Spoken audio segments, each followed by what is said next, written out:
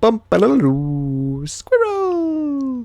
So hello, and welcome to another Legends of Runeterra video. My name is Chris, and today we will be going through the patch 1.6 notes, which starts off with Spirit Blossom, which I have no idea what that is, but it looks very Japanese and you know, that whole genre type thing. But let's dive straight into it, shall we? We've got dev notes balancing 1.6. We strive to set players up to dictate the metagame by giving them a variety of tools. Yes, of course. Healthy range of diversity in different decks. I somewhat agree. Certain pervasive archetypes, elusive, IONIA control, Heimer, Noxus-based aggro, have proven too consistently powerful in a way that is limiting meaningful decision making both in and out of the game. Completely agree. Left unchecked, this restricts deck building choices, crowding out poorly positioned strategies and inhibiting players' abilities to adapt over time. So, well, before we get into anything, we can assume then that they have changed these things. Obviously I like elusives. This mention of IONIA control is interesting. Maybe a change to Will of IONIA. Let's hope. Heimer we obviously knew about, and the Noxus based aggro we also knew about. They mentioned in 1.5. So let's just go straight into it, shall we? We'll talk about this festival thing a bit later. We will change this. We'll take a look at this first. So Heimer looks like he says the same, but they are changing the turrets around. So what have we got? Oh, interesting. So they have gone the way of changing the fearsome to 3. That's what I thought they'd do. I did not expect this though. The 4 mana spells have become overwhelm, and the 6 mana spells have become elusives. I like this for a lot of different reasons.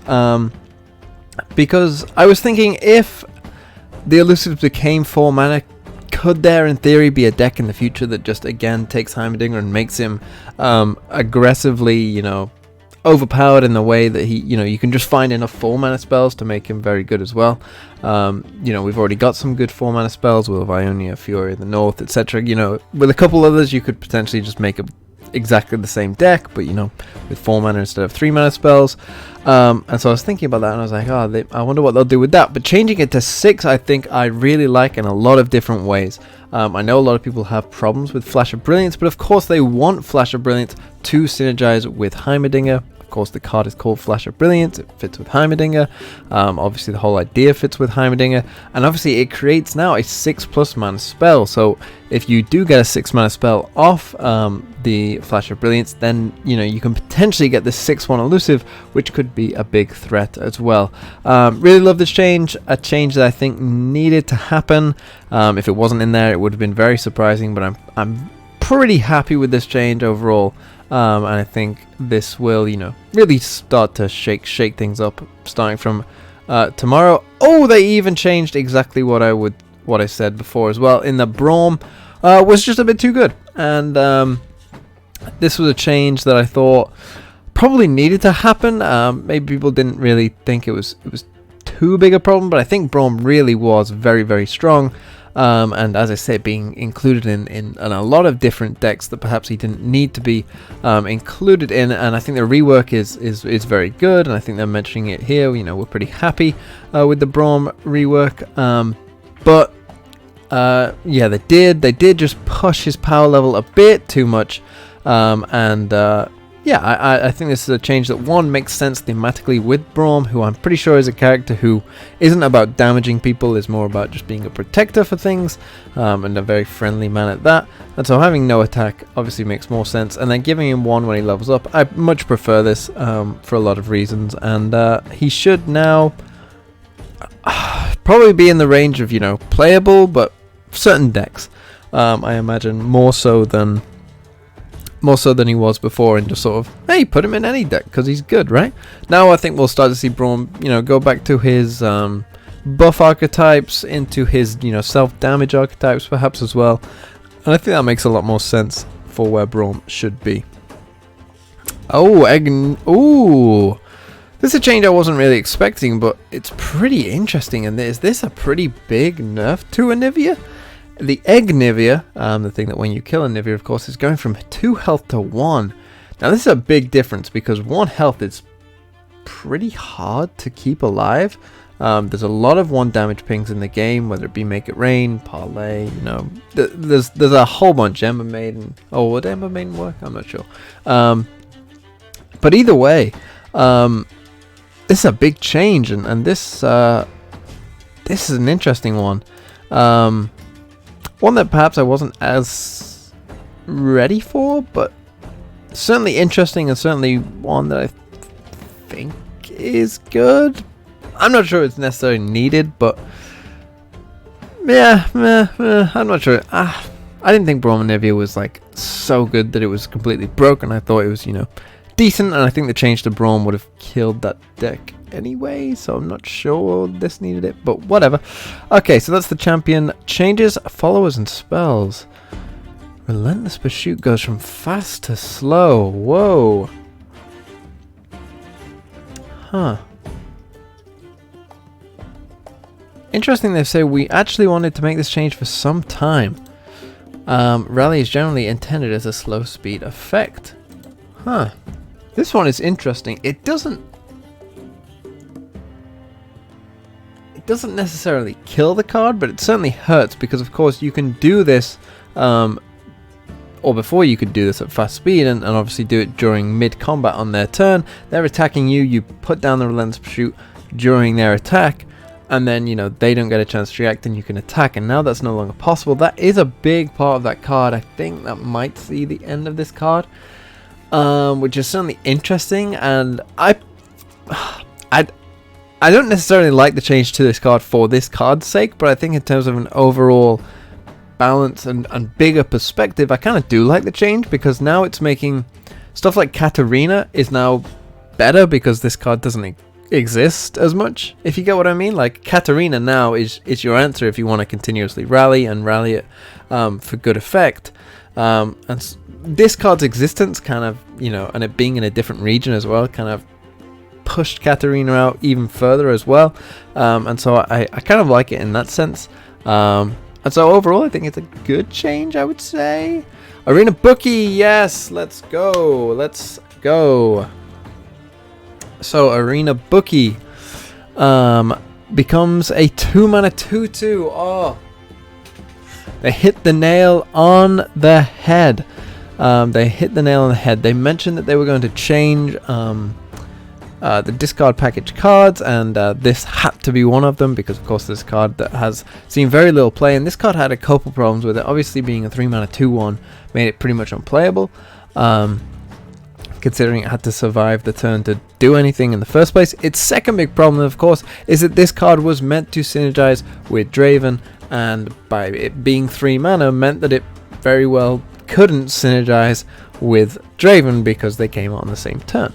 So often this would have to be a 3-mana card that you played on turn 4 after playing Draven, and then you're essentially playing on turn 4 a 2/1, which made no sense. So this is a lot better for a lot of reasons, because this means now you can get, you know, you can look at your hand that has a Jury Rig in it and that has an Arena Bookie in it. You can play Arena Bookie on turn 2, knowing it will discard your Jury Rig. You'll get that for free and draw a card as well. And yeah, this is a really good change. Really like that change, and really excited for that kind of thing. Basilisk Rider goes from power 5 to 4 now. This is an interesting one, and this is a change I actually wouldn't have made. I was thinking about this before. I think Basilisk Rider was actually on a similar power level to Bannerman and Wraithcaller. You know, you think of Wraithcaller, it's a 4/3 itself, with the potential to become and get a 2/2 as well, which obviously gives you 6/5 worth of stats. That 2/2 can be a 3, 4, 5, however many 2, depending on how many Mistwraiths you've played. It's got Fearsome, the other body does, and that's a pretty powerful effect in general, and a very powerful 4-drop. And so I was thinking, Basilisk Rider doesn't really need a change. It's that Noxus needs a change to not be as strong, and then I don't think people would complain about Basilisk Rider, because, you know, you want the Allegiance cards to be, you know, here's a strong card, but you need to be playing a very, you know, limited choice of deck. It's limiting your deck building restrictions, so here's a powerful card to make it worth doing that. And so I wouldn't have changed Basilisk Rider. I would have just nerfed other Noxus cards, which I think would have had the same effect, in that, you know, less people would play Basilisk Rider, because hey, it's not as good, because you now are playing bad cards in your deck. And so we'll see. It's not as bad a change. It would have been worse if they changed the health back down. So changing the power isn't as bad. If you get it, you get a 5/4 overwhelm for 4. It's okay. It's not terrible. It's okay. Obviously, if you can still get 2 attacks with it, it's pretty good. So we'll see. Now, this is obviously one that we all expected a change to, and that is Crimson Disciple, and they did go down the route of changing this to deal 1 to the enemy nexus. Big change. It's still a decent card, I think, and you know, the 2 changes they could have either made was making it a 1/3 or make it deal 1 to the enemy nexus. This was a change that I thought they'd probably go down the 1/3 option of, to make, you know, Vlad decks and other self-harm decks still worth playing, but it's a change that I can live with and I can deal with, and it certainly will shake up a lot of different things. You know, Crimson Disciple is kind of a auto include for all of those decks, and now would still probably fit within those, you know, burn aggro decks and the likes, but certainly isn't packing the punch that it used to, and so those decks are probably dead. Legion Grenadier. I see Crimson Disciple. Becomes a 3/2 with deal 1 to the enemy nexus. Okay, I like that change. I like that quite a lot. If it would have stayed as a 3/1 and they changed it to deal 1 to the enemy nexus, I think that would have been too bad. But making it a 3/2, this card still feels pretty good, I would say, overall. Yeah, I think this card is still pretty good. 3/2 is a fine stat line, and deal 1 to the enemy nexus. It's probably worse. It is a worse card. It is a nerf. It's a nerf that I'm not sure it needed. I think Crimson Disciple and I think Demolitionist is a bigger problem than Grenadier, in my personal opinion. I still don't get why it has to be a 2/3 for such a powerful effect. That seems odd to me. You know, it could easily be a 2/1. It still see play, whereas, you know, Grenadier I think was fine where it was, but you know, whatever they want to do. This is one that I don't agree with, and Flash of Brilliance is dead. This is, yeah. The change to Heimerdinger was all it needed. Flash was never really a problem card. It was the elusives were a problem card, and if Heimerdinger is just creating fearsome units, 3/1s, I don't think, I mean, it's still fearsome, so maybe a problem, but not crazy. I think this is just gonna kill Heimerdinger. You just killed him, so that's all I've got to say about that. Yeah, Heimerdinger dead. Okay, Sump Dredger. Interesting. 3 mana 4/3 to play me, discard 1 and draw 1. This is obviously a much better card now, and well, that's way better. That is a lot better. That's actually really good. That's actually a really powerful effect to be able to cycle on a card that's a 3 mana 4/3. So you've got an overstatted unit with an ability to, you know, get rid of a useless card in your hand. And obviously you can't play it if you can't discard something, and so that's, you know, a drawback of the card, right? But that's pretty strong. That's pretty strong. I wouldn't be surprised, and they've clearly done the same to Zonite Urchin as well. You're going to see a Twisted Fate discard the sort of Casino Jinx Twisted Fate deck. That's going to, you know, that's going to be playing these. Maybe Slotbot in there as well. You might have a deck there. That's going to be interesting to play around. I'm going to enjoy playing around with that. That's going to be fun, I think. Oh, they did. Oh, they did it even bigger. Shadow Assassin becomes a 1/2. Massive. I always thought they'd make it a 2/1. This is a card that I've, you know, just wished more they would nerf this card, and it seems that they finally have gone and done it. They finally hit Shadow Assassin, and they hit it in a way that I wasn't expecting. Making it a 1/2 is even more damaging, I think, than making it a 2/1, because of course the point of elusives is that you can get in that free damage that is unblockable. And by making it a 1/2, obviously that damage is now pretty meaningless, and you're making Shadow Assassin a card that you have to now really consider. Are you playing Shadow Assassin? Certain decks probably still will. Certain decks that are looking to, but you know, Shadow Assassin is now just essentially a 3-mana jaw and a chump blocker. That's what the card is reading to me, and so, you know, Karma Ezreal and the likes might play it as sort of a, you know, a draw and chump blocker, but they might not. You know, would you play the Claws of, is it Claws of the Dragon, the 3/2, 2-mana 3/2? When you play, wouldn't you just play that over this? I think so. I think Shadow Assassin is somewhat dead, and that is actually a pretty big hit to those elusive decks as well. That's going to be a change that they feel, I think, quite a lot. Steel Tempest, a change I was expecting as well. Make Steel Tempest 2 mana. That feels good. That feels really good. Oh, please, right. I don't know what's going to happen now, but the fact that they're changing Steel Tempest, please tell me they've changed Will of Ionia, and it's a way of sort of balancing out the two of them. Please, please, please, please, please, please, please, please. Come on, come on. River Shaper, I've said often that this, you know, why was Shadow Assassin, you know, what it was, and River Shaper is this. That makes perfect sense to me, and this is a card that needed a buff, and a 2/2 now. I mean, you can build, you know, Fiora Shen. You could go all in Fiora deck with Shen, and have River Shaper as a sort of extra way of, you know, giving you a lot of value on, you know, sort of Shen type stuff. I really like those kind of decks, so maybe I'll play around with a River Shaper version of it as well. That could be a lot of fun. Yeah, I might try that. I might try that out. And so I'm very glad that River Shaper... Yes! River Shaper got the buff, but Will of Ionia...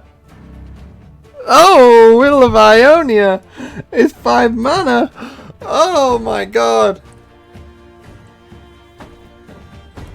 The gods have waited for this day for years and years. And it is finally here. Will of Ionia is 5 mana, and that is going to change everything.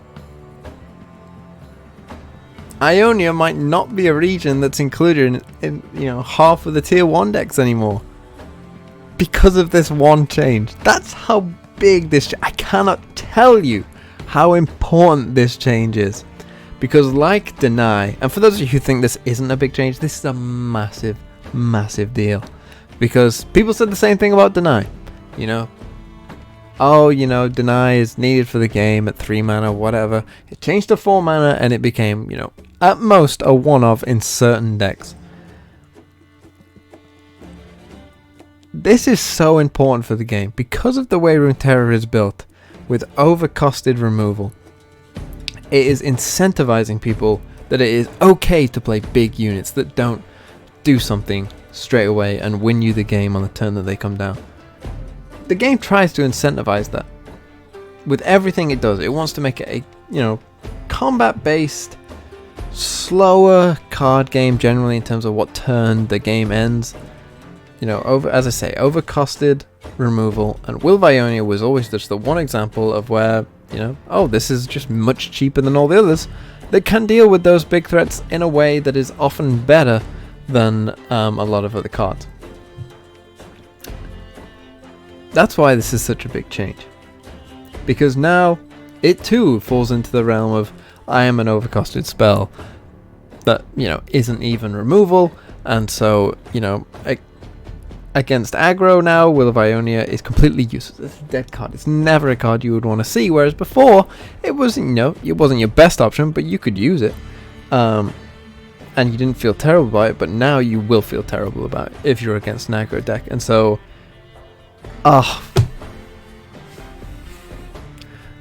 cannot say enough about this change. I've been dying for it. I've been dying for it from whenever I started making videos. This has always been the card that I've had the most problems with. And now it's where it needed to be. You know? Now it's in a place where, sure, in a Yasuo deck, in full-on Yasuo, you know, stun recall deck, it's still a 2-off, maybe even a 3-off. in other decks, in elusives or whatever. It's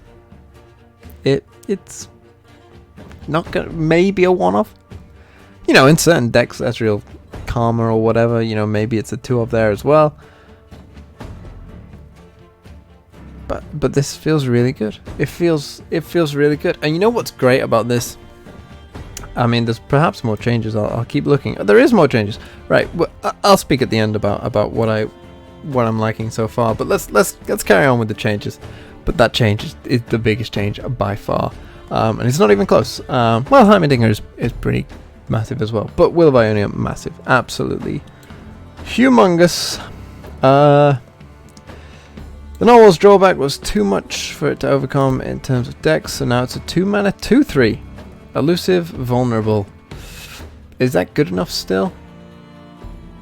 If you played the problem is it's in Build War. If you were in Freljord or something that's like heavy combat trick or heavy buff, you could see play with this. You could. And Hunting Fleet goes to a 4-mana 6/6. Huh. 4-mana 6/6 that gives them a 2/3 that you can potentially kill. So you end up with what? Like a 5-mana 6/4. 5 mana. I still don't think it's necessarily worth it. Being a 2/3. Its health going from 4 to 3. That does help the Hunting Fleet quite a bit. Because now it means it's more likely you've got something else that can kill the Narwhal. And so you won't have to use your Hunting Fleet on it. It's an interesting one. I still don't quite think it's good enough. Until you get something that kind of, I wouldn't be surprised if one day they printed a card that was like, cards, creatures that come down the board are silenced, non-champions. I wouldn't be surprised if they made a card like that sometime in the future. And in which case then, you can get a really cool, that card with Hunting Fleet type synergy going on. But until then, I don't think Hunting Fleet is really there. Personalization. Some new cosmetics. You can just buy a deck straight away. Some archetype things, some bug fixes. And let's go up to the top and just quickly touch on this festival thing.